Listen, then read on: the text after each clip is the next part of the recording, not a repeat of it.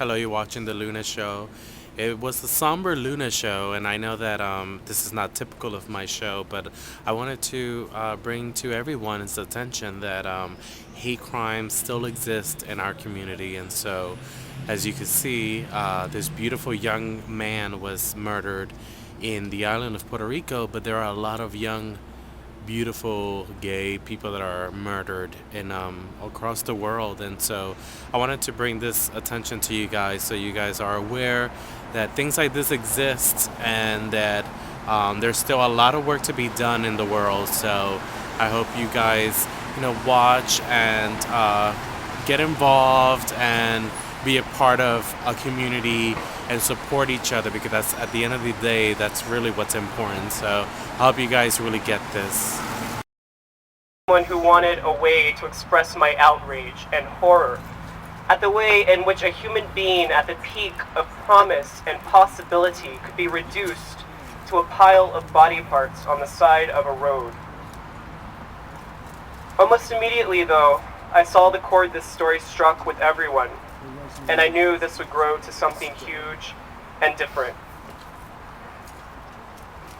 This weekend, we are not 20 people. We are gathering with about 20 other cities around the country to stand up. We are standing up not only for Jorge Steven, but for all recent members of our community who have been victims of senseless brutality. We stand up for Jason Madison Jr., a 15-year-old gay Baltimore native who was found in a closet raped, gagged, and stabbed to death. We stand for Jaron Martin, a 16-year-old Texan who, after begging for help from 2 school principals and a bus driver, was beaten brutally with a metal pipe as 8 others watched after school. Jaron told the news that the boys warned him, and I quote, "You're not going to be gay anymore."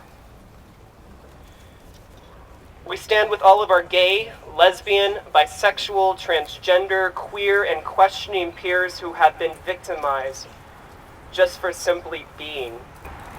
When you see crimes against our people work for justice, when you see laws that subjugate our people worldwide work to change them, when you find a friend not committed to the cause of equality, work to show them the importance of this movement.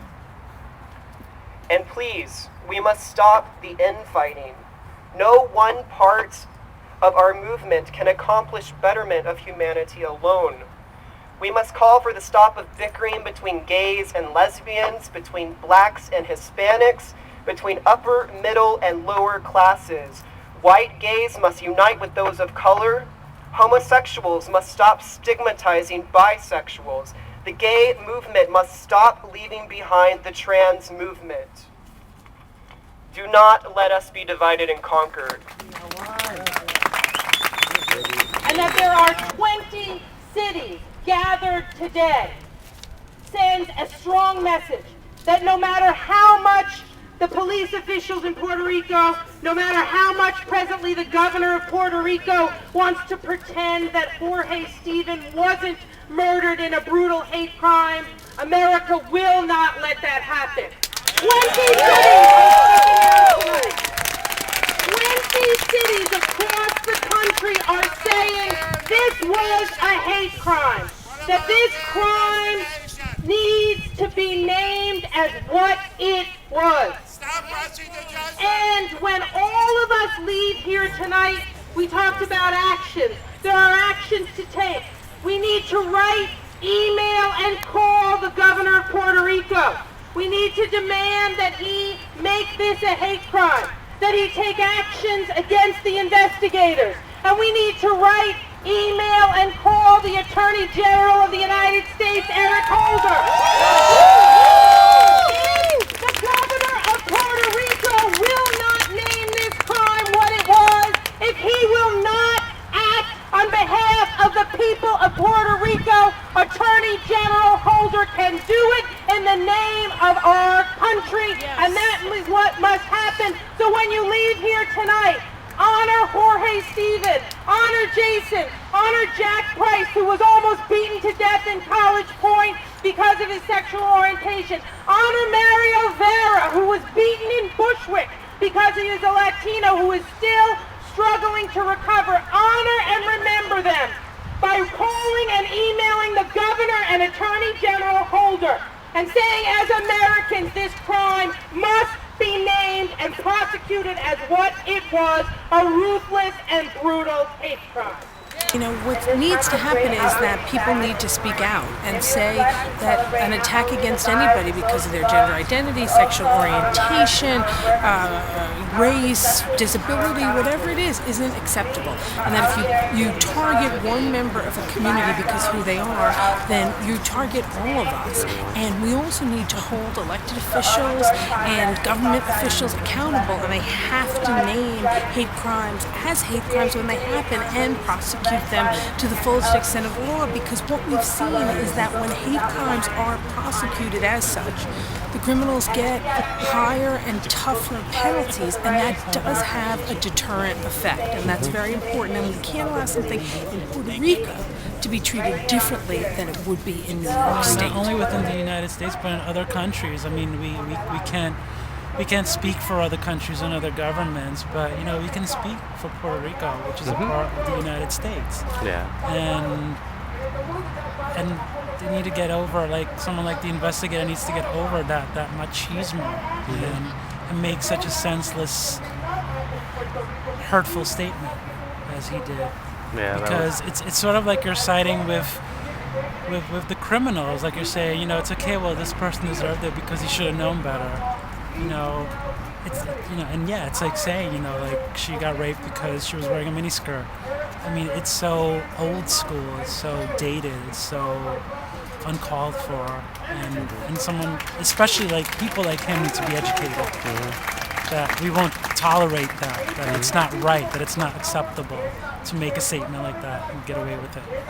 Because we cannot forget that when a hate crime like this is committed against a young man like Jorge, what it really is all about is that it's directed toward all of us. And that's why we as a community must have a response back, because we need to let people know that we're not going to tolerate this. And we are so accustomed to the arguments that are going to be used against us. In every case that we had to fight against, whether it being Queens or any other place, the gay panic defense comes up, or the sex worker defense comes up, that in some way, somehow, this young man deserved this. Well, that's wrong. And we're not going to accept that. We're not going to accept that from the police. And we're not going to accept that from our legal system. Well, it's very tragic. I mean, it took me back in the remembrance of a friend of mine who I lost many years back, who died of a tragic death as well. It was a hate crime. Death, by any means, it's just, when it comes by the hands of another, it's always just a really horrible and horrific pain to endure. I mean, us as a family, meaning people, who all coexist together in this place called Earth, should share more energy of love versus hate. This is definitely a hate crime. I made it my business to make sure I came down here today, and just, if nothing else, show force in a number, I mean, the power of one is an amazing thing. I mean, it just starts with one, and then one can turn into two, and I mean, numbers can be an infinite, so. It hurts. It makes me sad. It makes me sad that he died such a brutal death. And I feel like he died alone, and which makes it even more sad. Yeah. So what do you think is needed in the world?